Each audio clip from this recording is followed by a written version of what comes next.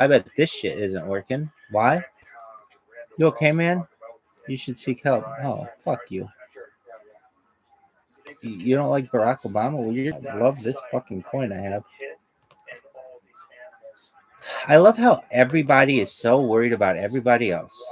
Pay attention to yourself.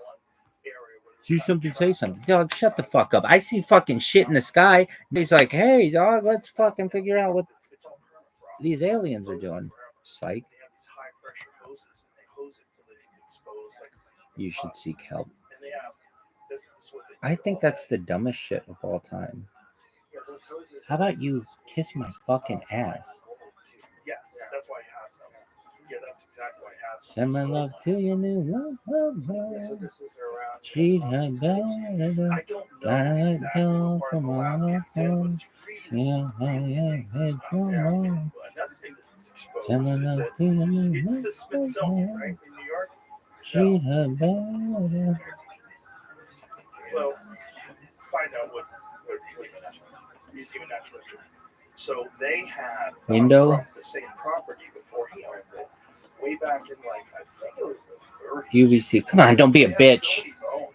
Don't be a bitch. Alaska, where the previous people had found them, that they didn't have any room to Whatever. They dumped them in the East River.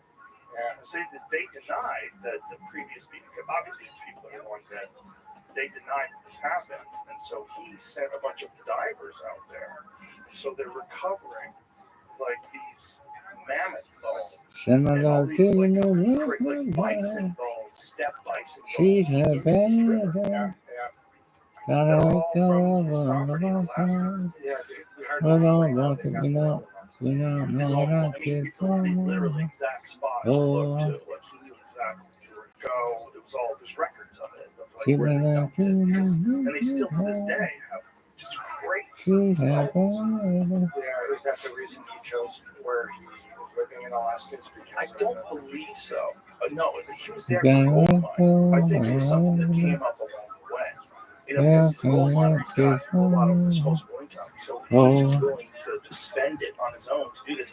He doesn't trust the museums anymore because they screwed over the previous owner, and even though it's his property and his land, he's supposed to get that stuff. They don't want to give it to him.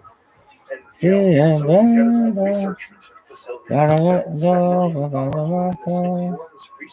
Gotta let go with all of our hoes. We don't know we ain't kids no more. What is this shit? Oops, something went wrong. Well, that sounds like a you problem. Why are you showing me cartoons? Just fucking work. Oh, when our shit doesn't work, do you think we should just show them cartoons, Sundar? Yeah, that's cool. Psych. How about that fucking Tyrannosaurus Rex game? Send my love to your new lover. Treat her better. Gotta let go of all of our hoes. We both know you ain't kids no more. Send my love to your new lover. Treat her better. Gotta let go of all of our hoes. No, we ain't kids no more. Oh. Are you ready? Are you ready? Are you ready? Are you ready? Are you ready? Are you ready? Are you ready? Send my love to your new love. Oh, fuck. Treat her better. We said, let's just fly up there, just like an adventure trip. We'll do some salmon fishing, and then we'll go do a show. And that's what we did. And it's like the people feel different. They feel different. Like they're made out of harder things. They're like more durable. Right. When you're up there, did you get outside of Anchorage? Dog, this isn't, hey, let's interview Joe Rogan. It's his podcast. He interviews you. That's what I can't stand. If he has somebody on and they're not interesting, it's like, dog, you're wasting my fucking time. And I always feel the same way. I always feel the country. Just like, very interesting. It's a very strange atmosphere, too. The climate and the geology and the feeling. Because you're up so high on the planet. Right. Yeah, when we were doing shows, I believe it was July or August when we were doing shows, and at night after the show, it was bright out. go outside, it was like you could see everything. It was weird. It was like it felt like it was 5 p.m. It's a very strange feeling. Well, in the winter too, you have maybe a couple of hours of twilight, Yeah, and that's it. and then sometimes all dark for a long time too. Well, that occurs above the Arctic Circle. You ever seen that movie, 30 Days of Night? It's a vampire Oh movie. yeah, with people shoving around. No. That is The Lost Boys. Oh, Lost Boys. Right. 30 Days of Night was cooler. Yeah. Not that there was anything wrong with The Lost Boys. It's a little dated.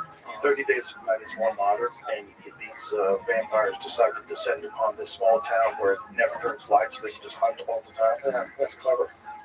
Yeah, vampires are smarter than they look. These are creepy vampires too, with horrifying teeth. It's interesting how vampires sort of we decide that they look like Bela Lugosi. There's Dracula, that must be a vampire, and then some people. Have you ever What the wondered, fuck is like, this? the root of some things like that? Like, I used to wholly dismiss ghosts as a young man. When I was a boy, because I was young and dumb. And then as I got older, I was like, maybe there's a reason why like, if I've never experienced something and then I do experience it, how am I ever going to explain this to people where it's going to make any sense to someone else that hasn't experienced it before?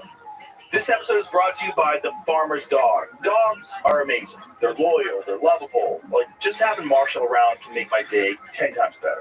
I'm sure you love your dog just as much, and you want to do your best to help them live longer, healthier, happier lives. And a healthy life for your dog starts with healthy food, just like it does for us. There's a reason having a balanced diet is so important. So how do you know if your dog's food is as healthy and as safe as it can be? Well, Farmer's Dog gives you that peace of mind by making fresh, real food developed by board-certified nutritionists to provide all the nutrients your dog needs. And their food is human-grade, which means it's made to the same quality and safety standards as human food. Very few pet foods are made to this strict standard. And let's be clear, human-grade food doesn't mean the food is fancy. It just means it's safe and healthy. It's simple, real food from people who care about what goes into your dog's body. The Farmer's Dog makes it easy to help your dog live a long, healthy life by sending you fresh food that's pre-portioned just for your dog's needs. Because every dog is different. And I'm not just talking about breeds. From their size to their personality to their health, every dog is unique. Plus, precise portions can help keep your dog at an ideal weight, which is one of the proven predictors of a long life. Look, no one, dog or human, this is the worst. Highly processed food. Watching this right now, I'd be like, it's always a great time. there's fucking rabbis back. This is the worst. So, try Really? Farmer's Dog today. You can get Yeah, 50% I'd be like, this person box of sucks. fresh, healthy food at thefarmersdog.com/Rogan. Plus, you get free shipping. Just go to thefarmersdog.com/Rogan. Tap the banner or visit this episode's page to learn more. Offer applicable for new customers only. Listen, the holidays are here, which means everyone is traveling. Whatever your plans are, traveling can throw off your routine. Tight. That's where AG1 comes in. Loserest way to do that quick ever. and easy way to fill nutritional gaps and keep you on track no matter how packed your schedule gets. Keeping AG1's travel packs on you through the thick and thin of holiday travel helps you stick to your routine so you can power through the season and enjoy everything it throws your way. AG1's commitment to foundational nutrition is a science-driven approach that delivers the nutritional support our bodies need to thrive. It helps you elevate your performance and builds a strong foundation for your health. And you can trust them. AG1 is tested. You gotta let go of all of and impurities, so you have no doubts about what you're drinking. This is our wife partnered with AG1 for years. So, get started with AG1 this holiday season and get a free bottle of vitamin D3, K2, and 5 free AG1 travel packs with your first purchase at drinkag1.com/Joe Rogan. That's a $76 value gift for free when you go to drinkag1.com. That person's name is Sop? Seriously, folks, get on this. Something like that. No, something like that. Right. What the fuck is this? Share. And so you can compare notes. It's like you can't really prove that the were in a current state. Right. Yeah, it's a personal experience. Yeah, but that's a common one, so you can compare notes. I think that's how it works.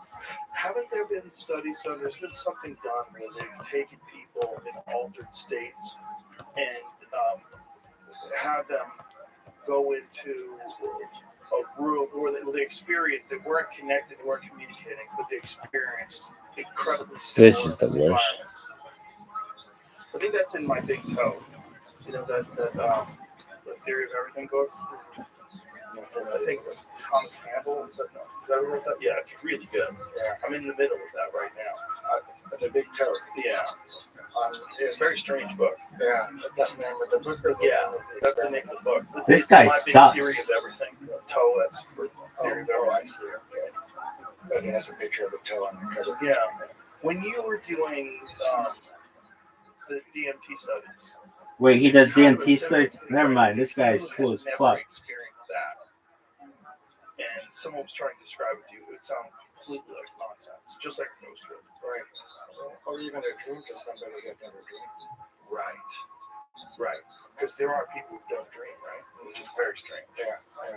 Like there are people with no imagination. They can't visualize things. That's so bizarre. Yeah. Yeah, and you give them psychedelics and they report that they can, but I mean, how do they know that they are? Right. That's an uncomfortable reality that some people's brains don't work the same way. Right. Yeah, it's a factor. It was. Yeah. I mean, just look at like cultural choices. Just look at the different kinds of music that people enjoy, the different kinds of food that people enjoy. There's Dude, no why way we're doesn't all that seeing fucking the same stop thing. sometimes? There's no way. The food that tastes horrible to you is like a sacred delicacy to them. You know? Yeah. One of the ideas I put out in the 2014 book on the prophetic state, the soul of prophecy, I proposed that when people respond ethnically or culturally differently to different endogenous psychedelics, the emphasis on the enlightenment experience in Buddhism might be because people in that part of the world produce or something to 5-methoxy DMT, which gives you that white experience. And with the other kind of religious experience, it's more DMT-like because it's full of angels and you speak to things, they speak to you. So there may even be some kind of differential among people as far as the way they're hardwired for spiritual experience. It kind of makes sense to the way they move through the world, through a specific cultural training, right? The way their culture thinks about things. Just imagine being born in an atheist, secular environment, and you're raised by those people, and then you meet someone who's born in a fundamentalist Christian, religion where it's like very strict, and then they meet when they're 14 and compare notes. It'd be the most bizarre versions of the world, right? Well, I mean, one version is there is no God, and the other version is that there is. Right, but there's one version that God is not just a part of your life, but the only reason why anything was ever formed. It's God's plan for everything. That God has, a plan for you, and that if you follow the teachings of God, you'll ultimately go to heaven. It's like very structured. Where the other side, it's like death, life, and suffering. There's, who knows what happens when you die, but probably nothing. If you feel depressed, you should probably go to the doctor and get a pill. Yeah, yes. Yeah, so you wonder if the atheist biology is different than the believers. I wonder if it becomes different, right? Because don't genes turn on and off expressions of genes based upon stress, based upon environments, based on a lot of things, right? Right, and those changes can be inherited, like passed on to the next generation and the next generation. That's crazy. Yeah, that's a theory about the syndrome of survivors of the Holocaust and their children. That the stress of being, for example, in the camps activated certain genes, which were then in an activated state passed on to the next generations. Yeah, I was, we were just talking about that. Like, At what point does trauma end? What point do the effects of trauma end? Right. Is it the first generation or the second? And it's not just trauma, right? It's also just stress, like the hormetic stress of starvation. It actually makes the children of those people live longer. Dr. Rhonda Patrick talked about this. Really interesting. Yeah, that's one of the spin-offs of fasting and starvation. But there were a lot of, speaking of starvation, there are a lot of studies of enforced starvation, like the camps and in Africa at various times. So there are some advantages, but obviously just like, Obviously you never want to ask them to do that. But when people do it voluntarily, like when they go on these 3 and 5 day fasts, you never had one person who said, "Oh, that was fucking terrible, stupid, really dumb, and I didn't feel alive at all." No, they come back with like this very bizarre, euphoric, like their version of it when they're expressing themselves. It seems like they were like on mushrooms. Yeah, Weird. Is that something you've tried? No, I've done a day. I've done a day and I sneak in some espresso if I'm feeling like deprived. I think that's fine because this espresso doesn't No calories. right, so calories. Yeah, I should do it. I should probably do like a 3 day, see what's up. Because my friend Dana just did it. Dana did a 3 or 4 day. He said it was incredible. But everybody reports all this energy, which is really fascinating. Because I guess that's your body surviving off ketones. Right, during the ketotic state. Well, when people fast for 3 or 4 days, do they drink water? Yeah, you have to. I mean, there's a thing called a dry fast that people have done that. I've heard of people doing like 48-hour dry fasts and there's no water as well. Yeah. You can keep that. Yeah. I'm so not interested in that. Well, you can go on a vacation quest. Like out in the desert, not drinking, not eating. You do start hallucinating. Yeah, I love McKenna's take on that. Do you know that? I don't remember. He told a story about how this monk, the Buddha was in town. This monk went to visit the Buddha, and he told the monk that he's practiced the city of levitation for the past 10 years, and now he can walk on water. And the Buddha goes, "Yeah, but the fairies only nickel." Right. Yeah. Because here's my take on some of these things. These guys. Just because it's hard to do doesn't always mean it's good to do. Like there are things that are hard to do. Tell me what, Joe. This isn't your fucking thing. Like, hey, let's just listen to all my friends. Talk to us. You gotta interview this motherfucker. Come on, Joe, get your shit together. Hey, everybody, we're gonna talk about DMT with the DMT expert and not talk about it. Well, I think the flip side of that is simple things can be good for you. They don't have to be hard. Sure. Yeah. No, things don't have to be hard to be good for you. A puppy smiling or licking you, playing with you is good for you. It's like literally like good for your body. Like if people play with puppies, that happiness feeling that you get, like what are you doing? That's actually really good for you. Right. Well, this new neighborhood I moved into in May, there's a park, Altura Park. You would believe the number of dogs that are being walked around in these neighborhoods. Like I haven't lived in the city in a long time. I've seen tiny dogs. Man, there's some tiny dogs out there. Yeah, and Jamie's got a tiny one. He didn't bring him in today. Carl's a little maniac. He's a little French poodle, a French bulldog. He's like that big. Yeah, they're cute. He's adorable. What does he weigh? 16 pounds now. He's jacked. Yeah, He really is jacked. He's got a lot of muscle. He's super aggressive. Not with people, not really aggressive, like playful. Just wants to play constantly. Yeah. So I bring my dog, who's a golden retriever, who's the opposite. He's just everybody's best friend. If he meets you, he's like, "You're my best friend." Right. He loves everybody. Yeah. And Carl just launches himself at him. Yeah. The one dog I had was a miniature dachshund. He was tough. Really? He bit children. That's not good. That's not tough. He's an asshole. Well, that dog's an asshole. Yeah. That sucks. Oh, well, he lived 25 years. Whoa. Yeah. Well, if I lived 25 years and I was a dog, I'd probably start fighting kids too. Right. Get you out of here. Well, toward the end, he was wearing a diaper. I had a mastiff, and they unfortunately don't live very long. And towards the end, I was going to carry him outside to the bathroom to get him warm. That's the real bummer, is that you just love these creatures so much, and they only live 10 years, 12 years, 13 years. Well, do you replace it? You never replace it. You get another dog.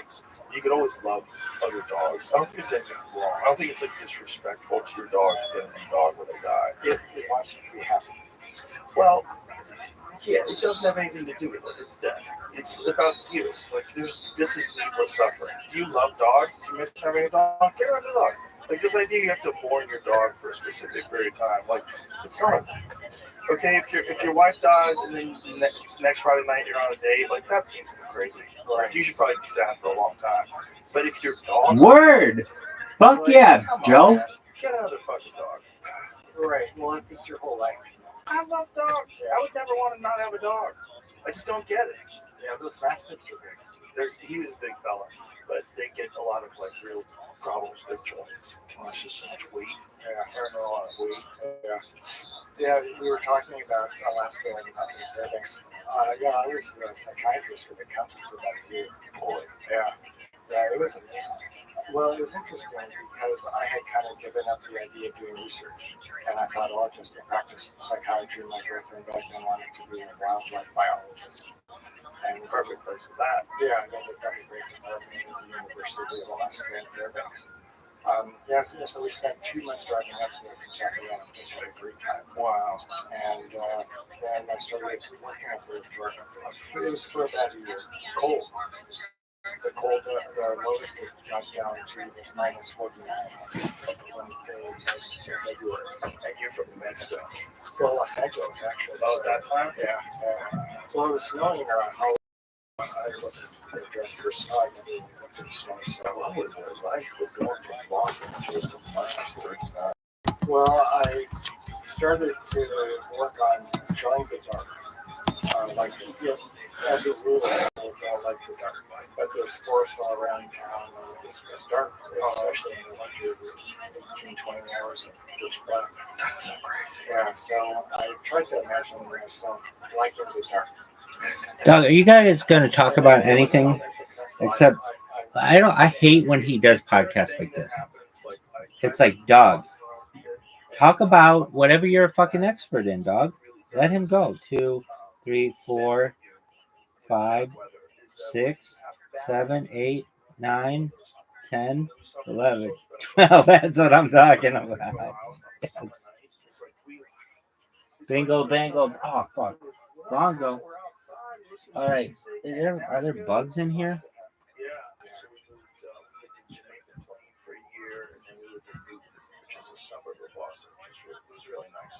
Cool place to grow up. Yeah. I was in the Bronx. And I lived in the city. Oh, you mean not Bronx, Oklahoma? Yeah, when you get uproar, it's the characters. And the characters in Alaska. But a lot of people in Alaska. I've met a lot up in Alaska. Really? Yeah. Mostly? Well, my patient population, the majority of people were pretty devout churchgoers. And very strict about observance of the regulations in the Bible. So it was a fairly... Joe, you've got this guy on. Ask him about the fucking beings that you see when you go through that shit, dog. They must think that they're not kids. The family dynamics of it. Because it's so dark and people think it's so depressing. Well, the Fairbanks had a boom when they built the oil pipeline between Prudhoe Bay and Anchorage. And so Fairbanks exploded in population. And when I'm there, it's been shrinking a bit. It's got the university, which is pretty cool up there, and amazing countryside. Huge rivers, just enormous rivers. The one outside of town was a good half mile across. Wow. Yeah, I went skiing out there once at 25 below on the frozen river. So I got, it's pretty nice. And I'm along the shore, there's a dark spot in the middle of the river. I'm curious how I ski over that dark spot is from water. Oh my god. In the middle of a quarter mile out there with your weight on ski side, back to the shore. And I felt pretty tired all of a sudden. Yeah. I looked down at the snow and I thought, well, maybe I could just take a little nap. And I thought, well, I'm getting hypothermic. Let me run back to the car. Do you think that's what it was? Yeah, it was funny. I wasn't cold. I wasn't shivered or anything, but I just got really seasick. They say before you die, you actually want to take your clothes off, which is really cool. Yeah, that's what I've heard. Like in the snow and the heat. Yeah. I kind of remember that. Ooh. And then the bears up there are forced to contend with the grizzly bears. Oh, yeah. Yeah. One of my friends up there was living in a cabin, and a bear just stuck its claws in the door, pulled the door out, drained the taps, and went into the refrigerator, basically. Kind of cleared that out. So was he home? Up in his loft, yeah, sleeping. So he was awake while this was going on? Yeah. Oh, my God. Yeah. So it just smelled food. It smelled food. Yeah, so. They didn't abide by any rules. They don't really care about your door. Well, when I was up there, I learned to shoot a shotgun. It's called a bear stock. It's a sawed-off shotgun you can carry with you if you're in the backcountry. Yeah, so Like a 12 gauge? I think it's a 12 gauge. Do you have slugs in it? There's a buckshot. Yeah. Oh, no, it's a buckshot. So does that make it a 12 gauge? No, it's all depends on the round. So a slug is like a chunk of lead, and buckshot is like a bunch of pellets. Right. So the buckshot is like it scatters into a pattern, and the further it is from the rifle barrel, like how far you're shooting. So if you're shooting 20 yards, it scatters quite a bit. It makes an area of impact about that big, like a basketball size. Yeah. Well, maybe a little smaller than that, but a slug is a single object and it has a lot more force behind it. So if you're shooting a bear, I would want a slug. I think it was a shot. It's a deterrent, though. I mean, you'll certainly deter them with buckshot. Yeah, if you have a wide spray, it will deter them. I kind of remember, although this may be wrong, that one barrel had a buckshot in it, and the other had a slug. Oh, okay, that makes sense. Yeah. So you probably shoot the first shot to try to slow them down, or to try to discourage them. And if that doesn't work, the second one's lethal. Right, then they're much closer to you at that point. Yeah, so it is a pretty fun place to live in some ways. I think just that alone, the environment, just the fact that it gets that cold, it's so dangerous. Everybody kind of has to stick together. You have to help people. You see people stranded on the side of the road, you don't just pass them. You have to help them. The person might be dying. And if you can get them out of there and get them to safety, you're supposed to do that. So people like bond together a little bit more up there. Well, and there's also the northern lights, which are just incredible. Oh, yeah. They have the reds and the greens. How often did you see those every year? Pretty much every night in the winter. And it was so quiet up there, you could actually listen to the northern lights. They hiss and crackle. Oh, wow. Yeah, it was pretty loud. They hiss and crackle. Yeah. What exactly is going on with the northern lights? Like, what is that caused by? The magnetosphere and Some solar rays? Like, what is it might be cosmic. It might be, it wouldn't be solar rays because it's dark, right? right? Yeah. Unless it's like something like is coming around the Earth. Yeah. What are they doing? Are they cosmic rays? It must be something. Yeah. It's coronal mass ejects, so solar. Oh, yeah. And magnetic activity, I guess. And well, that alone might be worth living up there for. Well, in the winter. Well, you could just spend a week up there in the winter. There's all kinds of hot springs in the area, too. How hard is it to get around in the winter? Your car needs to be equipped. There's these things called battery blankets that you put under your battery to keep it warm. And there's a Heat it? yeah, Plug it in? yeah, it's plugged into traffic, to a parking meter or to the outside of the building. Mm. Yeah, everybody keeps their vehicles plugged in during the day when they're at work. You'd have to, right? You have to, yeah. And the other modification is an oil can heater, which is the same basic principle. It keeps the oil from turning into a solid block. Yeah. When it gets really cold, your tires are square. What? and it's really hard to drive around it for the first couple of miles. They have to warm up You have to drive them slow to get them warmed up again. because otherwise they're like flattened down at the bottom where your cars can sit in. Right. Wow, Yeah, cold. that makes sense. Yeah. Isn't it amazing they still have to fill tires with air? That seems like the stupidest thing. Like, if you can get those people that are working on AI, just take a couple years off and figure out tires. Just take all these people that are making computers and figure out something that you don't have to put air. Look at this move.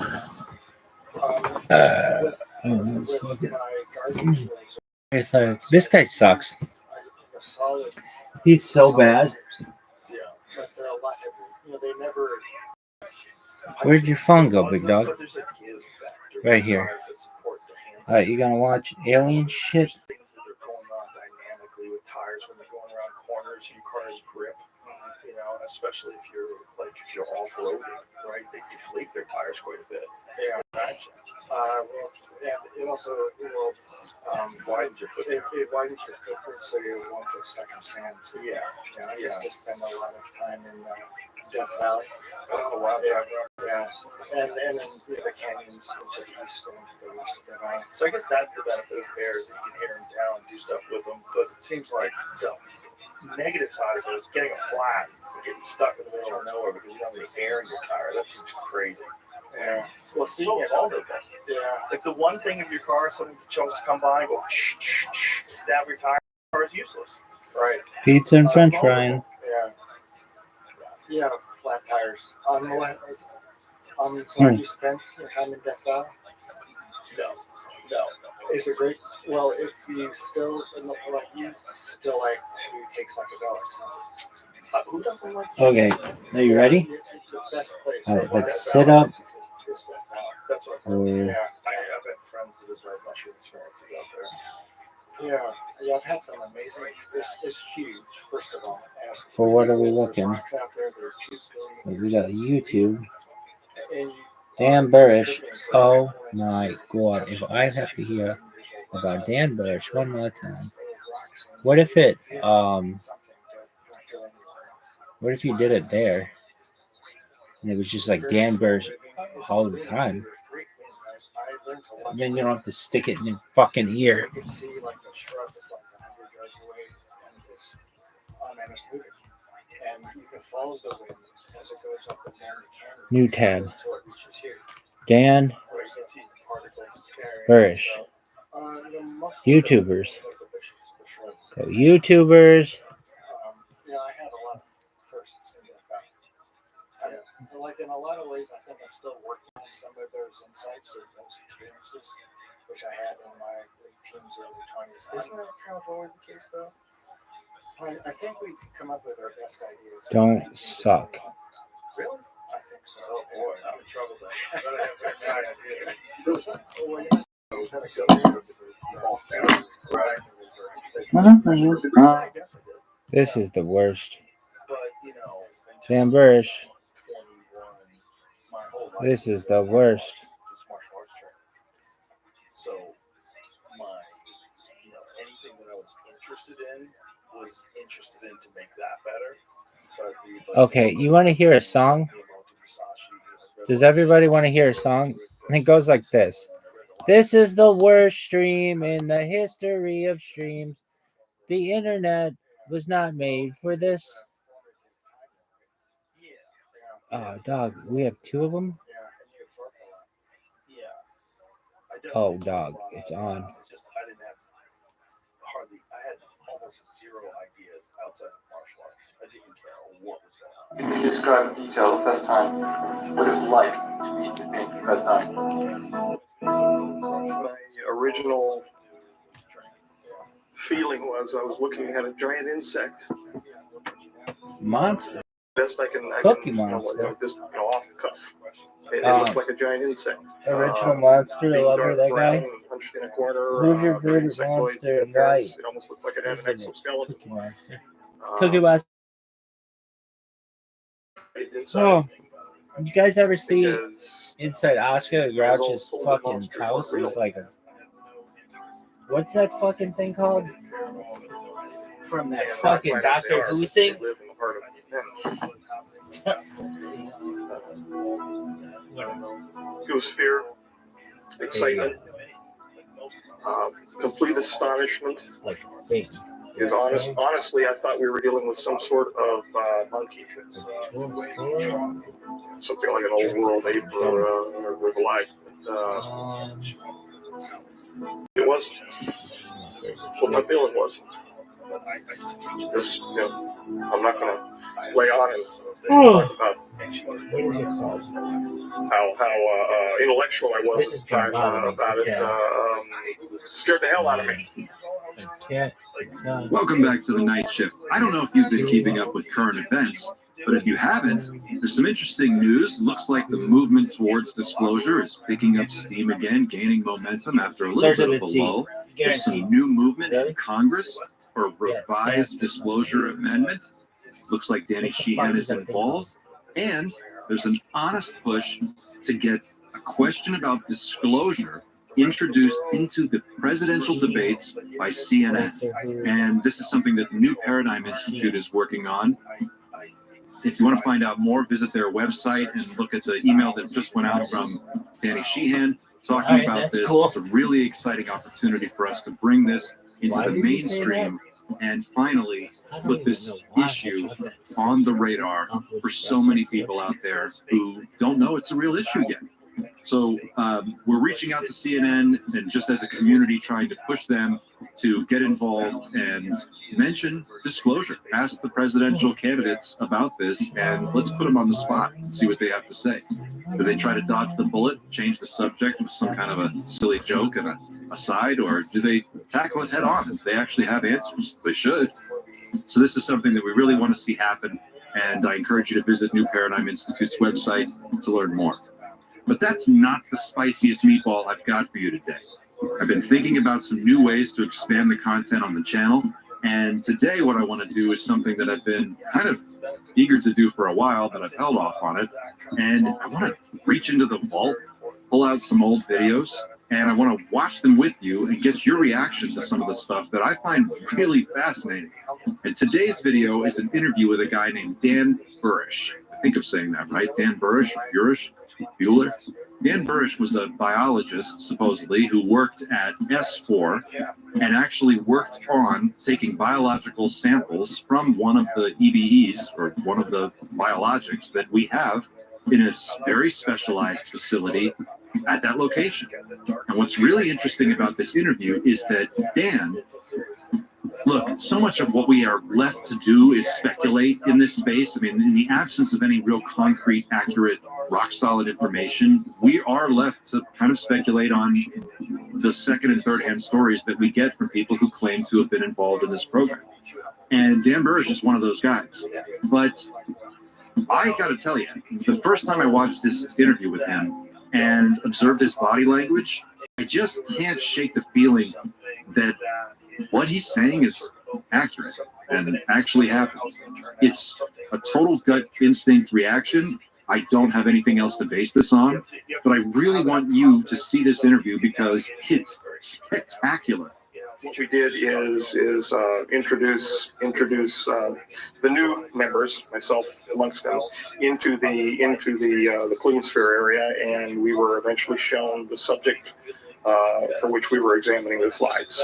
The slides were unusual in that they were in pressurized cells, and they were reviewed by us on a conveyor with a completely automatic microscope. We weren't touching anything. We give verbal commands. At the second instance, we were finally allowed to have a VRML like keyboard for examining the slides, and I digressed. Working with the JROD itself in the ambassadorial suite of Clean Sphere suite. Sometimes you'll see an interview with someone who's seen a UFO or encountered a being or a non-human intelligence, and you can just tell. You can just tell that they're not making this up. You just know it in your bones. This is one of those interviews. He showed concurrently not only the equations for the rule of nines, but he also did so diagrammatically, and he did so with three-dimensional, like a VRML system, where I was watching cubes come together. So that if I was not understanding, apparently if I was not understanding the script, I would understand it as a child learns group theory in mathematics. Highly evolved,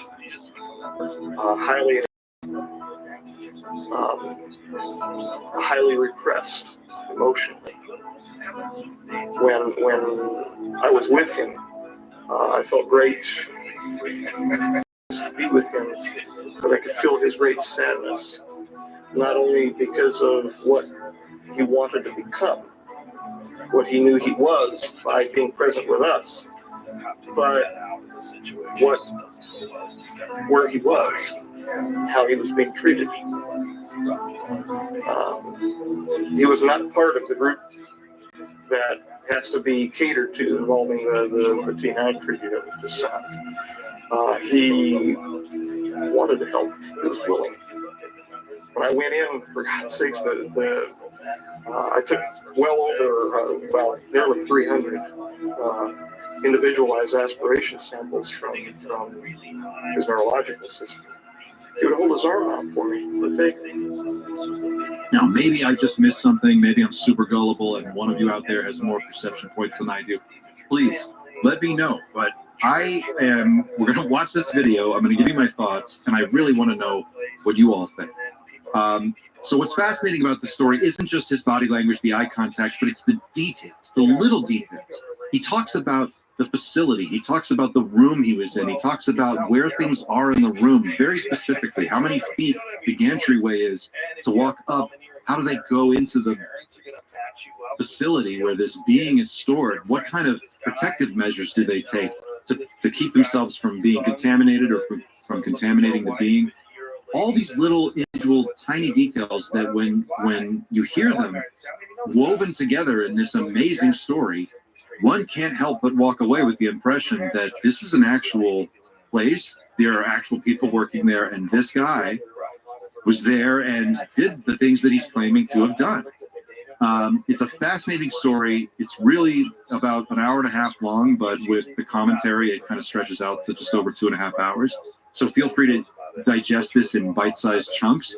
But I encourage you, if you can, to watch the whole thing all the way through, because it is just astonishing. Thanks for watching. If you're not already a subscriber, please hit that button, subscribe, Team Night Shift. We're going to be trying all kinds of new things here over the next few weeks, and I'm so excited. We're about to creep up on that 5,000 subscriber number, and I would really love to cross that threshold in the next couple of days.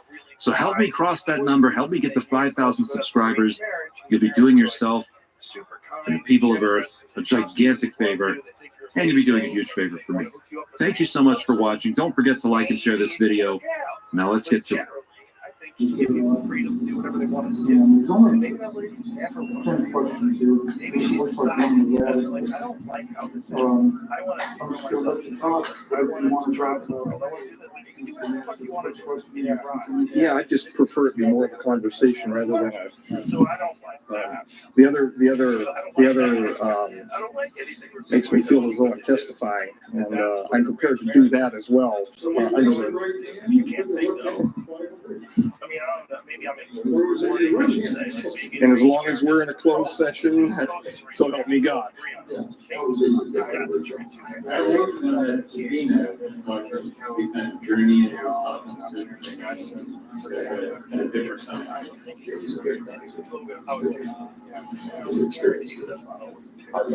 As I was saying to Bill on the way over here, I was ordered to present a copy of my order to meet him at St. Mark's Square. That order contains an initial of a committee member, a coded initial of a committee member.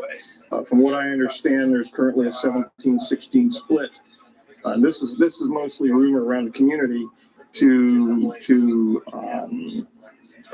forward a public acclamation program having to do with the Majestic 12 and the overseeing committee, the old 5412.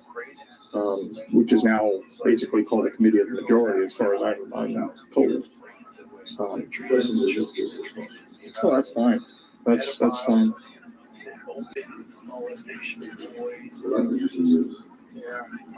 If I say something, or says something.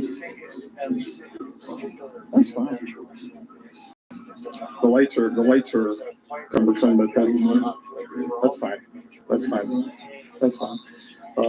If you look closely, they're nice and red from looking through the scope all last night, so they can't get much worse.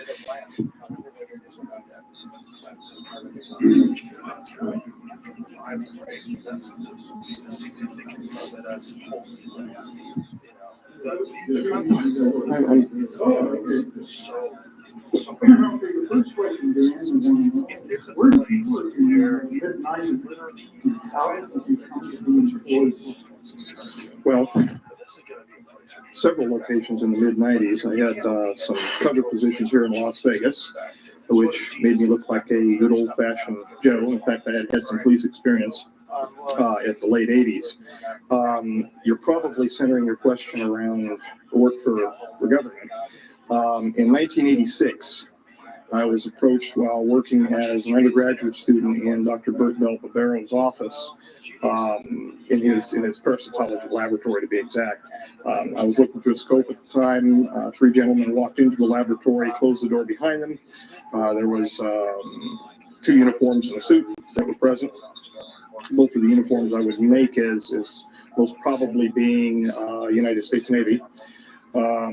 My memory of that one event's kind of hazy after seeing all of the suits and uniforms and whatnot. We spoke for a while. They asked me if I was interested in seeing the world and the like. I told them I, in fact, was. We went through several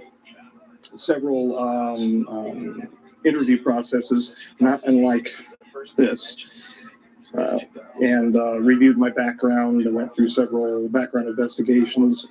Finally, starting up 90-91 timeframe, I was cleared for working past room to the Papoose mountain facility, that place that doesn't exist 90 miles north of here, the nowhere place. That's how I came to work there. My original assignment was at the Groom Lake facility to review histopathology slides. And I went through nearly a year's testing, and then I was basically let loose for a year, and I heard no contact from them. After that, I was brought back in and shown some higher grade slides of unknown origin. Following that, I was introduced into a working group and subsequently brought into the Papoose facility, the Site 4 facility. We worked for well over a year on slides of unknown origin. After I took a minimum leadership position under several of the other biologists who are already present, most of which are now deceased. You know the names of those individuals. I was then introduced into the level 4-5 facility, and the 4-5 coded for 9 here, for where we covered this in ancient history. And so what we did is introduce the new members, myself amongst them, into the Clunosphere area, and we were eventually shown the subject for which we were examining the slides. This sounds really, really captivating because of the level of nuance and detail that he brings to this story. And it seems, I don't know if it's true, but it feels true because the way that he's describing what's going on, this gradual process of being slowly brought in to the program, bit by bit, as they decide that he's trustworthy and they can work with him. This is really interesting stuff. Slides were unusual in that they were in pressurized cells, and they were reviewed by us on a conveyor with a completely automatic microscope. We weren't touching anything; we give verbal commands. At the second instance, we were finally allowed to have a VRML, a keyboard, for examining the slides. And I digress. But then working with the J-Rod. Did he say pressure sealed slides a minute ago? Pressure sealed, as in like the biological samples that contained in these slides would degrade or deteriorate based on the amount of pressure or ambient pressure in the environment. So like the pressure has to be constant in order for it to stay stable. I don't know what that actually means, but I mean, I think I know what it means, but I'm not sure exactly what he's getting at, but that's a really interesting detail. In the ambassadorial suite of Queensphere Suite. Yes. Initially, I was assigned as a working member of Project Aquarius. And finally, I was made an assistant working group leader. And then mysteriously, after one meeting with the J-Rod, I was asked to take the working group leader position. I didn't find out why I was asked to take the working group leader position until, well, within this last year. I never understood it because Stephen was older than I. He was my senior, not only in ability, but in age. I would have never figured being advanced above an individual like that in ranking within a working group. And in fact, I never considered myself above him. We worked together. The Q94 document that you have in your possession was co-authored. My name went on there as the primary investigator, so I was the working group leader. But in fact, he and I were both involved in the authoring of that document. Okay. Now, could you explain briefly what you were briefed on who and or what J-Rod was? Initially, I was briefed that J-Rod was an alien, specifically from the reticulum system, to reticulum 4. I had no idea the truth. Yes, from 2 reticulum 4 now, but I had no idea the truth of how they came to be. Is that the same as the system that Betty Hill referred to in her abduction experience with Barney Hill? Isn't it? Was it Zeta Reticuli? There's an interesting backstory to Betty and Barney Hill's, well, not backstory, but there's an interesting aspect to Betty and Barney Hill's story where Betty Hill described a star system, a star map that she supposedly saw while she was on board the craft, which was later recreated. At the time she described it, no one was aware of what it was, and it just didn't appear on any of our star maps. And it wasn't discovered until later when an astronomer, I'm not sure what her name is, but somebody put together a model in a room where they actually hung like little model planets and stars and basically created a three-dimensional model back in whatever year this was. And what they were, from that, they were able to sort of back into what the star system was, and they figured out that it was an actual star system. I wonder if that's what he's referring to here, or if it's just a different thing. I'm no expert. So. As I said to you before, I have never met an alien, but I have met an extraterrestrial. I found out subsequent to interactions with the J-Rod. And again, they have personal names. The term J-Rod simply means 15, which was a basing name for where they're located, a number of light years from our location. So they took those names and they identified through the Sigma protocols, the linguistic protocols, with a rod symbol, which was an inertia symbol, and the letter J. And in fact, that was a combination of Mayan and Egyptian numerology having to do with a rod and a J, meaning 10 and 5 for 15. That's really weird. So the linguistic protocols, he's talking about linguistic protocols. That's an interesting detail.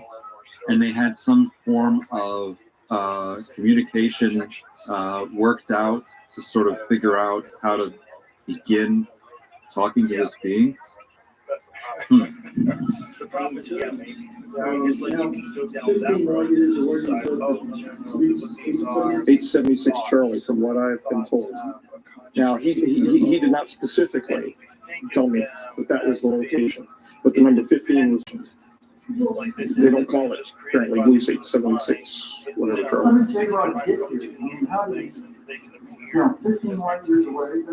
He crashed in 63, from what I understand, outside of Kingman, Arizona. One involving his physiology in his biophysiological communication with the craft went wrong. And of course, he's ill, as we know, with the MGUS and the paraprotein associated problems. That we hear that again and again. The biological, like the way that these beings interact with the craft, involves linking physically to the craft in some way, and then some